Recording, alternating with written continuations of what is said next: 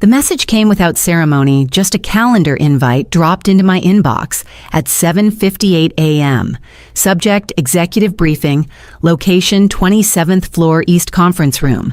No explanation, no context. But after 28 years at Granwin and Chase, you learn to read between lines, and this line screamed finality. I passed by faces I knew well, some for over 2 decades, yet this morning they couldn't meet my eyes. Their nods were polite, evasive. I had mentored some of them through client crises and career stumbles. Now they pretended not to see me. The elevator ride felt longer than usual. The door opened to that familiar corridor lined with gray glass and crown molding I'd fought for during the 2008 renovation, back when we still cared about detail. Now even the hallways had a hollow ring.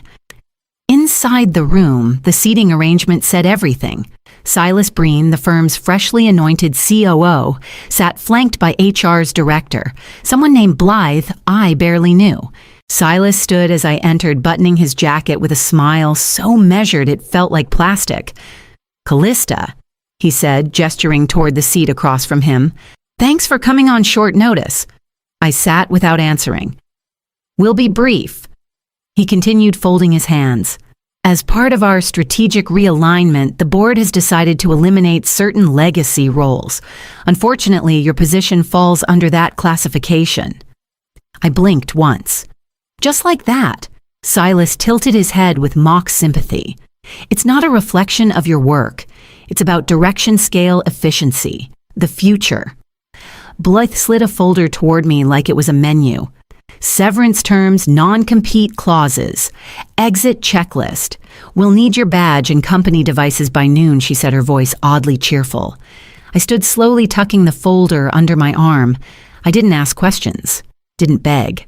I walked out of the room without looking back, passing a junior associate waiting outside, feigning focus on their phone. My office door was already ajar. Inside, the bookshelves I'd curated over decades looked foreign. The air felt thinner. I packed in silence, wrapping the ceramic Paris mug in an old scarf, careful not to let anything clink too loud. I let the door of my apartment swing shut behind me and stood still for a moment, just listening. The usual hush of my top-floor unit in Tribeca felt different this time. Too quiet, too purposeful. No pings from the company Slack. No back-to-back pings from strategy decks waiting for review. No pings at all. I dropped the laptop bag on the kitchen counter and stood over it, arms resting on cool marble eyes, unfocused. My entire calendar had been erased before I even made it to the lobby downstairs. Meetings gone. Access revoked. I couldn't even log into the employee portal to see my own benefits summary. I turned toward the living room, toward the armchair I never had time to sit in, and dropped into it, letting the silence wrap around me. I stared at a shadow on the wall where the light from the Hudson bent through the windows. I had nowhere to be, no one to answer to. Then the first email arrived. Subject: "Is it true?" From Rima DuPont, EMEA branding lead, Vildon Tech. I opened it without thinking. Her message was short, rushed, maybe even typed in shock. "I heard you're no longer with GNC. Please tell me this is a mistake." Before I could answer, another message arrived, then another. By the time I stood to refill my water, there were 16 unread emails, all from clients. Real clients. Long-term clients. Some were alarmed, some confused. One from Devereaux Spirits said our call was scheduled with Callista. Who is Sebastian Robot, and why is he now leading our account? I didn't reply to any of them. I just watched as the notifications multiplied, lighting up the quiet. They weren't calling the company. They were calling me. By evening, my voicemail was full. 2 of the firm's legacy clients had requested immediate postponements. Another had paused a renewal contract pending clarity. I stood in the kitchen again, glass in hand, letting the phone screen fade to black. And then it rang an international number I knew by heart. The one that only called when the tide was shifting. I let the phone ring twice before silencing it. Benedict Chase. His name flashed across the screen, followed by the country code I hadn't seen in months. I watched the call expire without moving, then set the phone face down on the counter and stared at the curve of the wine glass in my hand. He didn't leave a message. He never did. The second call came 20 minutes later, then a third, and finally a text. Benedict Chase. Call me, now. I didn't. By morning, the news had caught up with him. Vildon Tech had suspended all upcoming campaigns. Devereux was exploring alternatives. Aurea had already signed a letter of intent with a competitor. I knew what he was thinking. This wasn't just bad optics. It was a bleed out. Quiet, quick, and absolutely traceable to the hour they'd walked me out the door. By noon, I had a message from someone I hadn't spoken to in years. Maya Troop, former CMO of a firm we helped scale from seed to IPO. She'd heard I was on the market, and her voice, like everyone else's, brimmed with disbelief.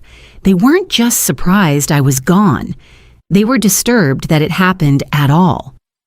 That afternoon, Benedict finally stopped calling. Instead, he emailed.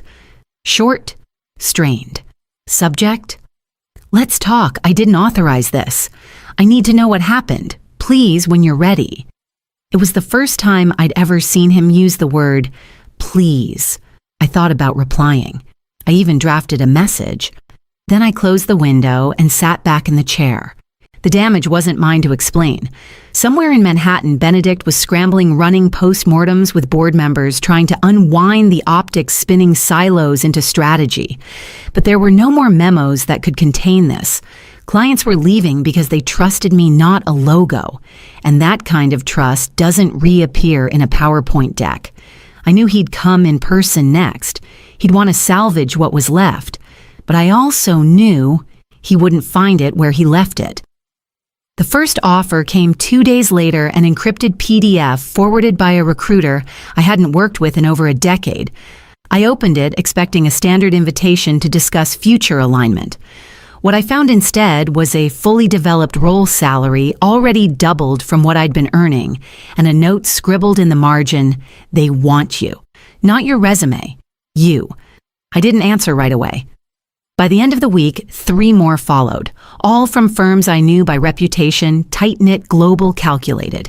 Firms that usually required 6 rounds of vetting just to get an introductory meeting.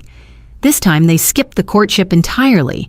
There were no vague platitudes about long-term value or culture fit, just numbers, autonomy, and 2-word messages. Name it.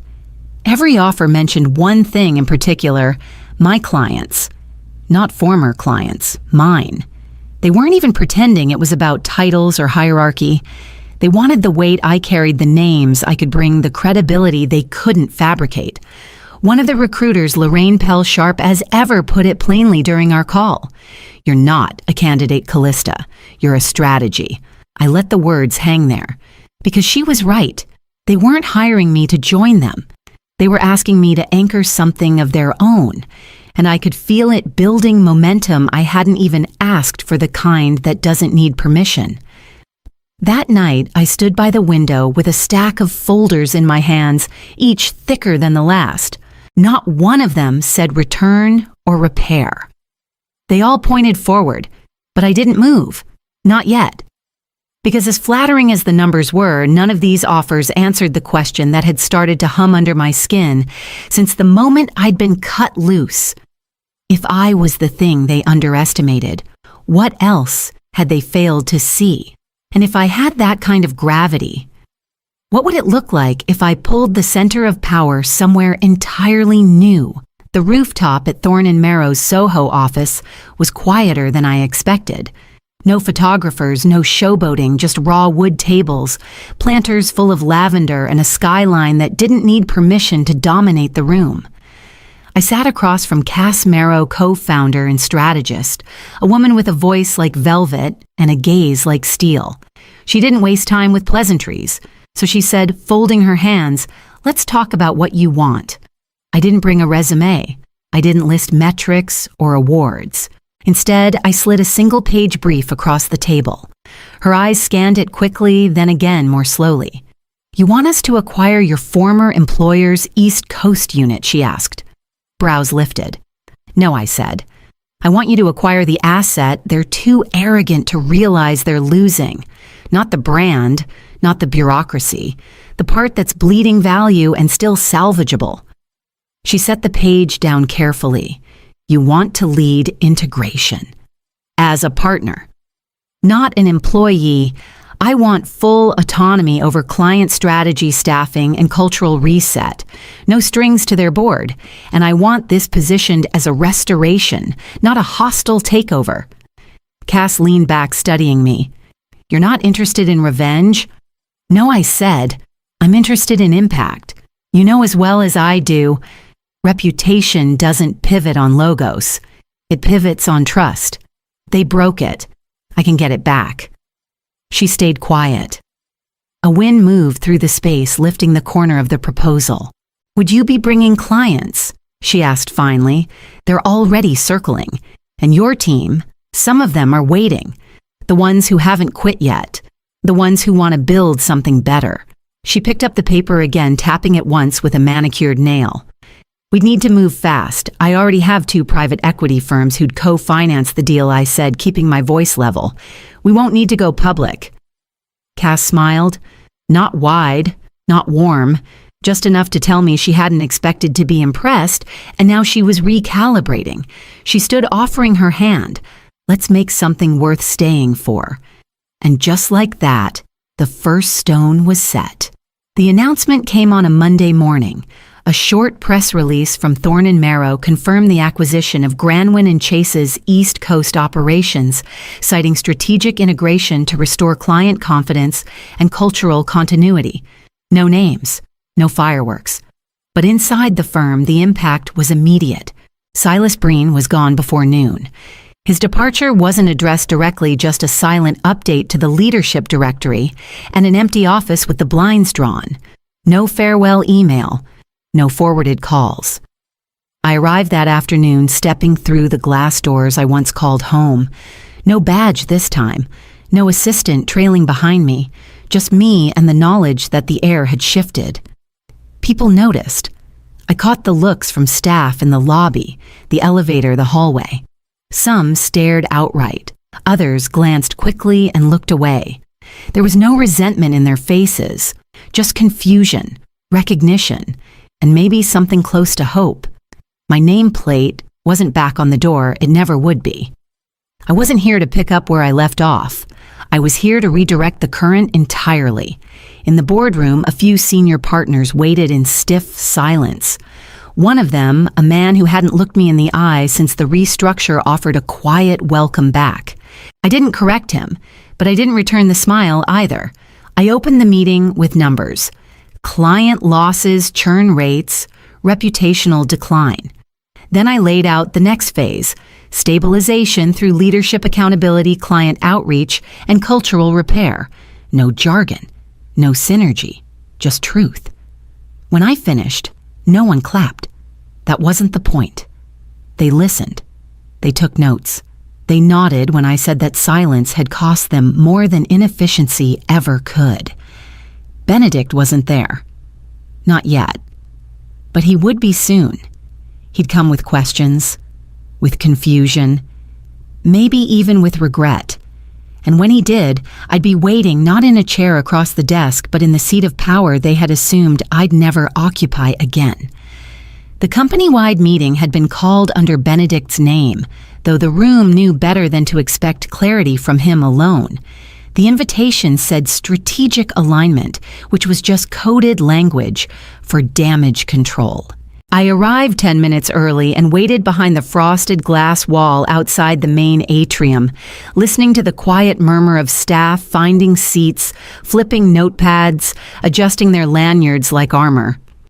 Benedict stood at the front sleeves, rolled voice steady but thinner than I remembered. We faced difficult months, he began, and with recent transitions, I know many of you are wondering where we go from here. I stepped into the room before he could finish the thought. Chairs shifted, heads turned. Someone actually gasped. He faltered. Callista will be joining us today to provide some insight. I walked to the front and turned toward the room. Not him. Let me be clear, I said. I'm not here to return as an employee. I'm not here to report to anyone. I'm here as the strategic partner overseeing integration under Thorn and Marrow. Silence. Some pens stopped moving. Horizon lost more than contracts. It lost trust, not just with clients, but within these walls. What comes next isn't a restructuring. It's a repair. I paused and looked at faces I hadn't seen in weeks. Faces that used to glance away. Now they were still waiting. There will be no layoffs, I continued. No fear. We're not here to cut, we're here to listen to rebuild. Culture is not a side project. It's the spine. For a moment, no one said anything. Then someone in the back clapped once. Tentative. Another joined. And then it surged, spontaneous. Not polite. Real. A release. The kind of sound that doesn't ask for permission. I didn't smile. I didn't nod. I just let the room breathe again for the first time in months. When the applause settled, I looked over at Benedict. His hands were at his sides, jaw tight. He didn't speak. He didn't need to. We both knew where the authority had landed. He asked to meet the next morning. Not through a formal request or a message, routed by legal, just a short email from his personal address with a single sentence. Let's talk privately. I replied with a time and insisted it be in the shared executive suite, not his old corner office. He was already there when I walked in, standing behind the glass desk that no longer bore his name. The skyline behind him looked the same, but the man in front of it didn't. Thanks for coming, he said, gesturing to a seat. I didn't sit. Let's keep it brief. He nodded, folding his arms. So this is it then. You win. It was never a game, I said. He lowered himself into the chair across from me and let out a slow breath. They're saying I let an outsider dismantle my own firm. You let someone else do it, I replied. I just refused to clean up after it. His eyes flashed, but the fight didn't follow. Instead, he leaned forward. You planned this. I responded, I said. You were asleep while it burned. We sat in silence, the kind that only long history can stretch thin. Finally, I slid a folder across the desk. He didn't open it. What is it, he asked. A consulting agreement, I said. Non-executive. 1-year term. No decision-making power, no team. It's symbolic, keeps your name on a few legacy documents. He stared at it like it might stain his hands. This is pity. It's mercy, I said. You get to exit with something resembling dignity. Not everyone gets that. His fingers hovered over the folder. Why not just cut me out? Because you're still a part of what this was. And I'm not interested in erasing that. He clicked his pen, once then signed without fanfare. You're better at this than I ever was, he said quietly, not meeting my eyes. No, I said, gathering the folder. I just remembered what it used to mean. You forgot. And as I walked out, I didn't feel triumphant. I felt finished. The kind of finished that clears space. The new nameplate went up on a Monday morning without ceremony. Thorn, Marrow, Dre, no memo, no ribbon. Just 3 names set in brushed brass, aligned without ego. People stopped to look, some in disbelief, others with quiet satisfaction. No one asked questions. They didn't need to. Clients began coming back before we even sent outreach. Aurea reinstated their campaign portfolio within 72 hours of Silas's removal. Vildon re-signed their global expansion contract, and Devereux's CEO called me directly to say we were never buying services.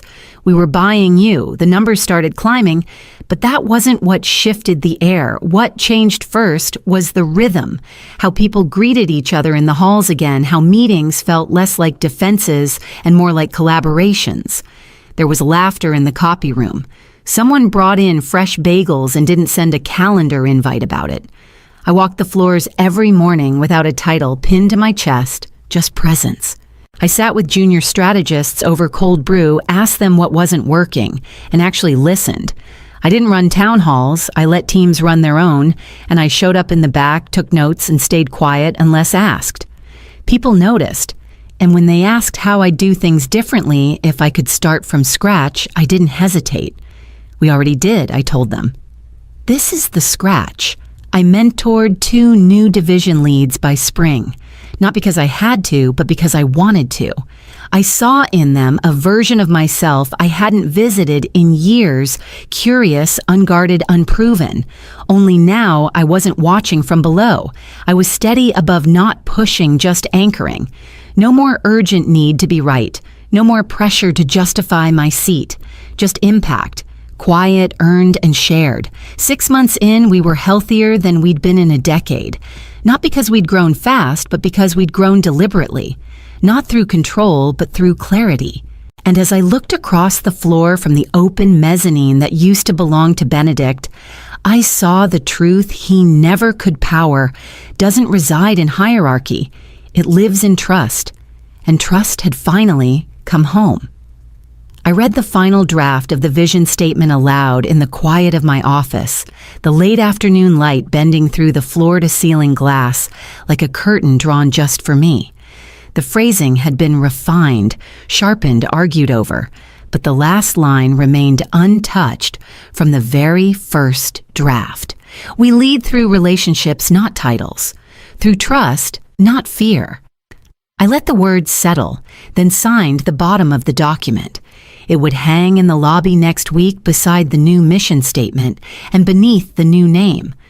But for me, it didn't need a plaque. It was already lived in the way meetings unfolded, in the way people stayed late, not out of obligation, but belief. It was there in the way no one looked over their shoulder anymore. I set the pen down and leaned back in my chair, exhaling, not relief, but clarity. The kind of quiet that doesn't come from stepping away, but from stepping into the thing you built with nothing but your spine and your memory. This had never been about payback. Not really. Revenge wants noise. Conviction is quieter. It builds where no one is looking. I thought about the night I was fired, how the door clicked shut behind me with no goodbye, how sterile everything felt as I wrapped 28 years of my life in a scarf and left without a sound. I didn't know then that being removed would become the opening note to something greater, something freer. Outside, the city buzzed below me. The same skyline I'd stared at with clenched teeth was now just part of the view, still sharp, still moving, but no longer intimidating, no longer looming, just there. Like me, I stood and walked to the window. The sun was beginning to dip, casting long shadows that didn't scare me anymore. I rested my palm on the cool glass and didn't think about legacy or headlines or the applause I never asked for. I thought about the work we were doing, the people who stayed and the ones who came, because they believed in what we were becoming.